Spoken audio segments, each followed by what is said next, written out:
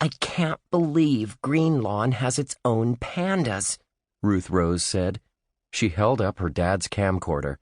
I hope I can get them on videotape. Ruth Rose always dressed in one color. Today, she wore sky blue from head to toe. Ruth Rose, her little brother Nate, and her friends Dink and Josh were visiting the petting zoo. A mother panda and her baby had arrived just the day before. All 4 kids stood in the middle of a crowd near the panda enclosure. Dink recognized a lot of his friends from school. He waved at Officer Fallon and his grandson, Jimmy. Through the skinny rails of the enclosure fence, the kids could see a cave and a pool of water. Bamboo grew beside the cave. From his pocket, Dink pulled out a folded paper. It was an issue of the Panda paper. The front page story was all about how the pandas, Ping and Winnie, had come to Greenlawn. The headline was, "Petting Zoo Perfect Place for Pandas." I'm going to ask the editor if I can write a story about the baby panda, Dink said. Josh was chomping on an apple and holding Pal's leash. If you do, I'll draw its picture for you, he said. Can I play with the panda? Asked Nate. Sorry, Natey, Ruth Rose said. Pandas only like to play with other pandas. Nate was on tiptoes. I can't see, he complained. There's too many big people. There's a bench over there, Dink said. We can see better if we stand on it. The 4 kids climbed onto a nearby bench. Now they could see over the crowd. Pal flopped on the lawn with a big sigh and closed his eyes. The crowd stood just outside the fence. Off to one side, standing near a microphone, were 2 men and a woman. The kids recognized the woman. Her name was Irene Napper, and she worked at the petting zoo. She fed the animals and made sure they were safe and comfortable. She was wearing a green uniform with the words Petting Zoo stitched onto her shirt pocket. Next to Irene was a short man with spiky yellow hair. That was Tom Steele, the editor of the Panda paper. Who's the guy wearing the necktie? Josh asked. The man Josh had asked about was very tan. He was whispering something to Irene Napper. That's Flip Francis, Dink said.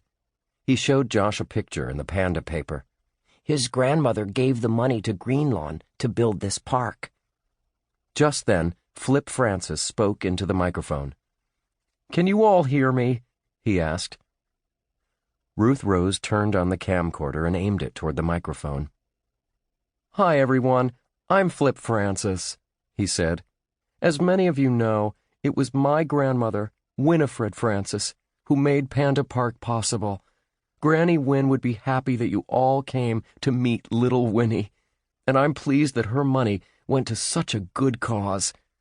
He turned to Irene Napper. Irene is taking good care of our new arrivals, he said, handing her the microphone. Thanks, Flip, Irene said into the mic. I just want to say that I've loved getting to know little Winnie. She's a happy, playful baby.